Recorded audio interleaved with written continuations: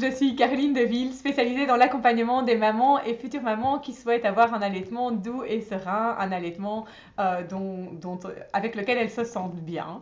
Alors aujourd'hui, donc j'ai avec moi Laurence. Laurence qui va se présenter juste après. Et parce que nous allons parler allaitement et alors gestion naturelle de sa fertilité donc avec Laurence. Alors pourquoi est-ce que j'avais envie de parler de ce sujet-là? Parce que beaucoup de mamans entendent en effet que l'allaitement, que l'hormone de l'allaitement inhibe l'ovulation et donc beaucoup de mamans se sentent protégées d'un point de vue contraception grâce à leur allaitement. Alors voilà, moi je voulais un petit peu remettre un petit peu les choses au clair par rapport à ça en vous disant que en effet l'allaitement inhibe l'ovulation à partir du moment où l'espace entre deux tétés est moins de 3 heures et cela jour et nuit, donc vraiment un allaitement à la demande. Et c'est vraiment sur le mot à la demande mais que évidemment on se trompe et que rares sont les allaitements à la demande où il y a moins de 3 heures entre chaque tété. Et donc du coup il y a bien évidemment un risque d'ovulation qui peut arriver à n'importe quel moment et évidemment n'importe quel moment on ne sait pas quand. Et en fait, c'est un petit peu dans ce cadre-là que j'avais envie d'interviewer Laurence, qui va nous expliquer un petit peu différentes choses sur la gestion naturelle de sa fertilité. Alors, pourquoi est-ce que je me tourne un petit peu vers les méthodes naturelles? Mais très souvent, quand on allaite, eh bien, on a très envie de ne pas prendre d'hormones pour sa contraception et de... Voilà, l'allaitement est quelque chose de naturel, donc on a envie de gérer sa fertilité de manière naturelle. Voilà, bonjour Laurence, merci beaucoup d'avoir accepté cette interview avec moi. Est-ce que, en fait, tout d'abord, tu pourrais simplement te présenter un petit peu aux mamans qui nous écoutent? Voilà, donc moi c'est Laurence de Vicher et je me suis formée en Angleterre à la méthode naturelle qui s'appelle Fertility Care. Donc c'est une méthode qui permet donc à la femme d'observer les signes indicateurs de sa fertilité, donc tous les jours par une observation quotidienne et qui va lui permettre de repérer quels sont les moments fertiles et infertiles de son cycle. Donc voilà, c'est une méthode qui est donc parfaite pour réguler les naissances naturellement, donc utiliser les moments fertiles ou infertiles en fonction de son désir d'enfant. Mais c'est aussi une méthode qui est très, très connue et très précise pour aider les couples qui ont une difficulté à avoir des enfants.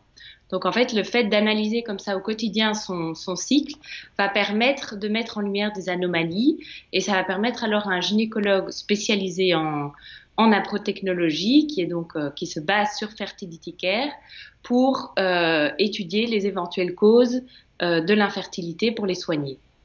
D'accord, super. Donc en fait, tu viens de l'expliquer un petit peu, hein, donc tu es formée en aprotechnologie, donc tu es naprotechnologue, c'est ça? Oui, c'est accompagnatrice plutôt. D'accord, ok, voilà.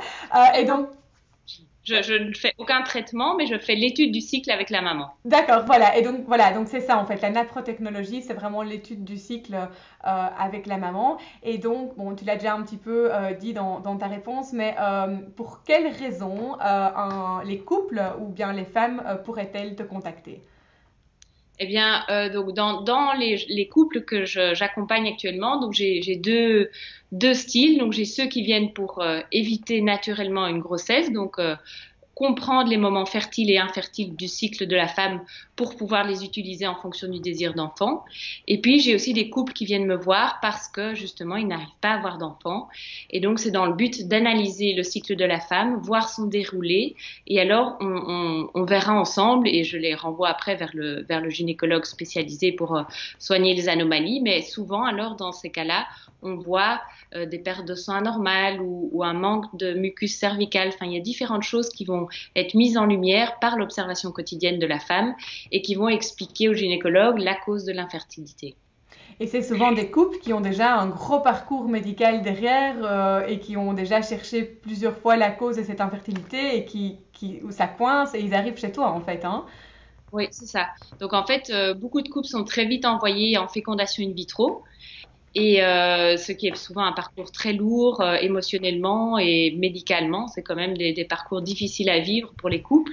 Et c'est vrai qu'en aprotechnologie, on essaye d'abord de chercher à fond quelle est la cause de cette infertilité. Essayer de mettre le doigt dessus et pour ainsi pouvoir soigner cette cause et que le couple alors puisse avoir son bébé de façon naturelle. Ok, d'accord. Bon, alors nous, on va plutôt s'intéresser du côté gestion naturelle de sa fertilité, même si le deuxième sujet est hyper passionnant et enfin voilà, vaut vraiment la peine d'être développé peut-être dans une autre interview. Alors, en quelques mots, est-ce que tu pourrais expliquer comment est-ce que les mamans qui allaitent pourraient appliquer cette technique? Oui, donc les méthodes naturelles, donc déjà il faut savoir qu'il y a différentes méthodes naturelles, hein. Il y a des méthodes naturelles qui se basent sur l'observation du mucus cervical, ou c'est ce qu'on appelle aussi les pertes blanches. Il y a des méthodes qui utilisent la température aussi, il y a des méthodes qui utilisent la position du col de l'utérus, ou bien une combinaison de différents indicateurs, donc ça dépend un peu des méthodes. Fertility Care, ça se base uniquement sur le mucus cervical, donc sur les pertes blanches. Et donc, en gros, la femme est amenée à s'observer tous les jours et c'est ce qui va l'aider donc à déterminer quelle est sa période fertile et quelle est sa période infertile. Alors, donc pendant l'ovulation, pendant l'allaitement, pardon, l'ovulation est donc supprimée pendant certaines périodes, mais il faut savoir que c'est hyper important d'être bien coaché dans ces moments-là parce que c'est pas évident donc de s'observer, surtout si c'est le début. Donc, il faut savoir que c'est pas un mauvais moment pour commencer pendant l'allaitement, donc on n'est pas obligé d'être dans des cycles réguliers.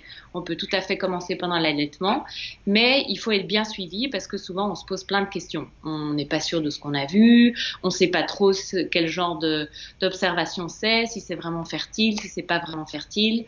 Donc voilà, c'est hyper important de pouvoir poser toutes ces questions à quelqu'un qui est diplômé et qui peut vraiment accompagner le couple parce que le but c'est vraiment que ce soit une méthode épanouissante. Si le couple chaque soir se dit tiens finalement est-ce que c'est possible ou pas ce soir, je sais pas trop où j'en suis, ça va devenir invivable. Donc c'est vraiment important d'être sûr de soi, d'avoir un bon coaching et pouvoir dire ben voilà là je sais, je suis en train d'ovuler donc si je veux pas de bébé c'est pas le moment. Enfin voilà, donc c'est toute une dynamique de couple aussi mais qui doit être basée sur quelque chose de très très bien fondé. C'est ça, donc il ne s'agit pas de lire un article ou de regarder une vidéo qui dit voilà, il faut regarder si le mucus fait plus de X millimètres ou X centimètres et de se lancer seul, quoi. Il faut vraiment derrière quelqu'un qui puisse, comme tu dis, vraiment expliquer, apprendre et pouvoir répondre à toutes les questions assez rapidement, quoi. Oui, c'est ça. Super. Et alors, quelle est la fiabilité de ce type d'accompagnement? Enfin, oui. Ouais, de méthode, eh bien, c'est semblable à la pilule contraceptive. Donc, tout ce qui est contraception hormonale a les mêmes chiffres d'efficacité. Donc, en fait, quand on compare les méthodes de contraception, on prend toujours soit l'efficacité théorique, soit l'efficacité pratique. Donc, l'efficacité théorique, c'est l'efficacité optimale dans une utilisation excellente. Puis, il y a l'efficacité en pratique qui souvent prend une certaine marge d'erreur puisqu'on est tous humains et que on peut oublier sa pilule, bien on peut oublier de faire une observation. Donc là, l'efficacité optimale, on est à 99,5. Donc ça, c'est comme les méthodes contraceptives originales. Et puis, quand on est en efficacité pratique, là, on baisse à 96,8. Et de nouveau, c'est plus ou moins similaire à la pilule contraceptive qui est aussi entre 92 et 97. De nouveau, les études varient, mais on est plus ou moins dans les mêmes gammes d'efficacité. D'accord, parce que la femme de temps en temps oublie sa pilule, quoi, tout à fait. Voilà. Ok, ben c'est super. Sa marge d'erreur et c'est comme ça. Ouais. C'est comme ça, oui, d'accord, ok, super. Eh bien, écoute, Laurence, je te remercie mille fois pour toutes ces précisions. Alors, comment est-ce que les mamans, voilà, s'il y a des mamans qui veulent se lancer dans une méthode naturelle de gestion de sa fertilité, comment est-ce qu'elles peuvent te contacter ou qui est-ce qu'elles peuvent contacter? Enfin, comment est-ce qu'elles peuvent trouver un bon coach, quelqu'un qui s'y connaît vraiment bien? D'accord, quelqu'un formé comme toi. Oui. Moi, je reçois à Bruxelles et à Luxembourg. Je reçois également par Skype, donc c'est pas un problème pour la distance. Mais de toute façon, sur le site www.fertilitycare.be ou bien www.fertilitycare.fr, il y a tous les contacts de toutes les monitrices dans toutes les régions de France et du monde et de Belgique, Luxembourg. Donc voilà, donc c'est tout à fait possible de trouver quelqu'un dans son coin ou sinon par Skype. Il y en a beaucoup qui reçoivent par Skype. D'accord. Et une dernière question, question bonus. En combien de temps est-ce qu'on apprend cette méthode? Toi, tu proposes un suivi de combien de temps pour, voilà. Donc en fait, au début, on se voit tous les 15 jours, donc au moins pendant les 2 premiers mois pour être vraiment bien suivi. Et après, ça s'espace, donc ça devient tous les mois, tous les 3 mois. Et normalement, un couple qui l'utilise pour éviter une grossesse, on se voit 8 fois sur la première année. D'accord, ok, super. Comme ça, voilà, les mamans, les couples savent à quoi s'y tenir pour vraiment que la méthode fonctionne bien, en fait, hein.